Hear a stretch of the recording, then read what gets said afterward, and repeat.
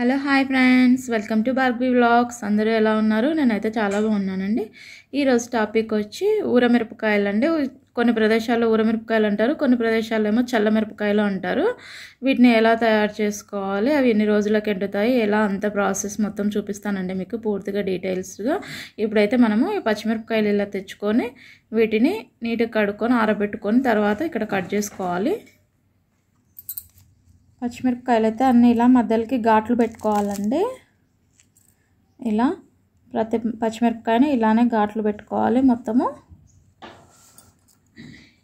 ఇలా అన్ని మధ్యలోకి ఇట్లా ఒత్తుకున్నాక వీటిని మనము మజ్జిగలో వేసుకోవాలండి. మజ్జిగ బయట నుంచి తెచ్చుకొని దాన్ని మిక్సీ వేసుకోవాలి, బాగా చిక్కగా అవుతుంది.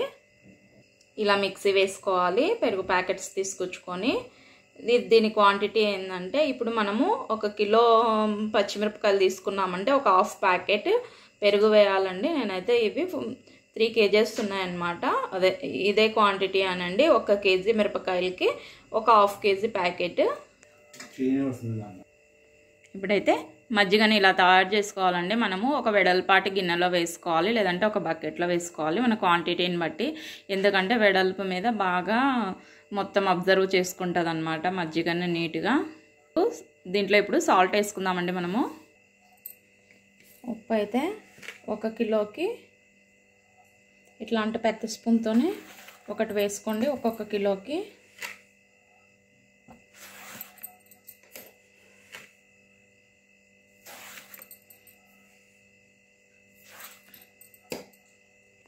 దీంట్లో ఇప్పుడు సాల్ట్ వేసాం కదా, ఒకసారి మొత్తం మజ్జిగని సాల్ట్లో మొత్తము కలిపేద్దాము. ఇట్లా ఉండాలండి మజ్జిగ బాగా చిక్కగా, ఎందుకంటే బాగా వైట్గా బాగా వస్తాయన్నమాట చూడడానికి మిరపకాయలు. ఇప్పుడైతే దీంట్లో మనము ఒత్తి పెట్టుకున్న మిరపకాయలు వేసుకుందాము. ఇప్పుడైతే మనం మిరపకాయలు వేసుకున్నాం కదా, వీటిని మొత్తం ఒకసారి పైకి కిందికి అనేయాలండి. ఇట్లా వెడల్పంటి దాంట్లో వేసుకుంటే మనకు అనుకోవడానికి కూడా ఈజీగా ఉంటుంది. ఏ క్వాంటిటీ అయినా ఇదేనండి. ఇంకా కొంచెం చేసుకునే వాళ్ళకి కానీ, దండిగా చేసుకునే వాళ్ళకి కానీ ఇదే క్వాంటిటీ.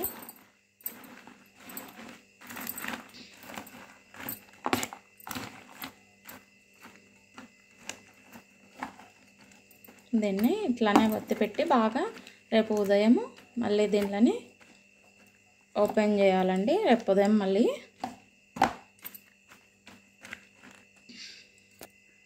అయితే ఈ టబ్ మీద ఏదైనా ఒక క్లాత్ వేసుకుందామండి. ఎందుకంటే రాత్రి ఏమన్నా దీని మీద పన్నా ఏం వాలకుండా ఉంటాయి పురుగులు. అట్లా ఒక క్లాత్ తీసుకొని దీని మీద నీట్గా కప్పి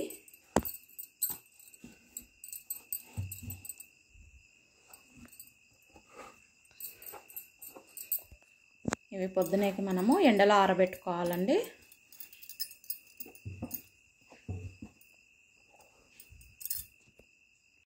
అంటే మనం రాత్రి పచ్చిమిరపకాయలు మజ్జిగలో వేసి పెట్టాం కదా, ఇప్పుడైతే ఇలా ఉన్నాయన్నమాట. ఇప్పుడు దీనిని ఆరబెట్టుకోవాలి. ఇలా ఏదైనా ఒక మంచం మీద కానీ, నీట్గా ఉన్న ప్లేస్లో కానీ ఇట్లా నీట్గా 4 దిక్కుల రాళ్ళు పెట్టుకొని ఇట్లా ప్లాస్టిక్ పేపర్ కానీ, లేదంటే మంచి క్లాత్ కానీ పెట్టుకున్నామంటే దీని మీద బాగా తొందరగా ఆరుతాయి అన్నమాట ఎండకి. ఇదిగోండి ఇలా ఆరబెట్టుకోవాలన్నమాట. ఫస్ట్ రోజు ఇలా ఉంటాయి, సెకండ్ రోజుకంతా కలర్ చేంజ్ అయిపోతాయి, వైట్గా అయిపోతాయి. ఈరోజు కొద్దిగా సేపు ఎండ కారినాక ఇవి చేంజ్ అయిపోతాయి అన్నమాట.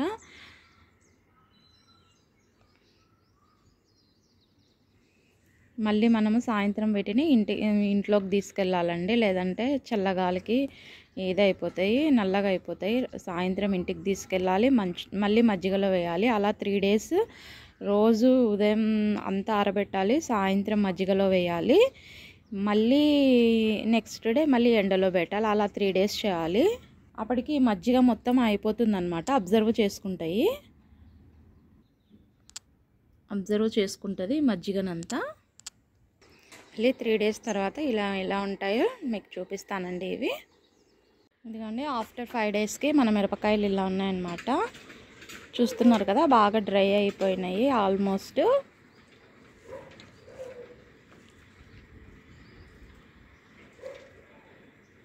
ఇంతేనండి పూర్తి ప్రాసెస్. మనం మిరపకాయలు తీసుకొచ్చుకోవడం, గీసుకోవడం, మజ్జిగలో వేసుకున్నాము. తర్వాత 3-4 రోజులు ఎండబెట్టుకున్నాము. చూస్తున్నారు కదా బాగా డ్రై అయినాయి అన్నమాట మిరపకాయలు అయితే. దీనిలోనైతే ఇప్పుడు మనము వేయించుకోవడానికి ఉపయోగపడతాయి. ఇంకా చూస్తున్నారు కదా నా వీడియోస్. మీకు నచ్చినట్టయితే లైక్ చేయండి, షేర్ చేయండి, సబ్స్క్రైబ్ చేయండి. మీ ఫ్రెండ్స్కి, ఫ్యామిలీ మెంబర్స్కి ఫార్వర్డ్ చేయండి. Bye bye.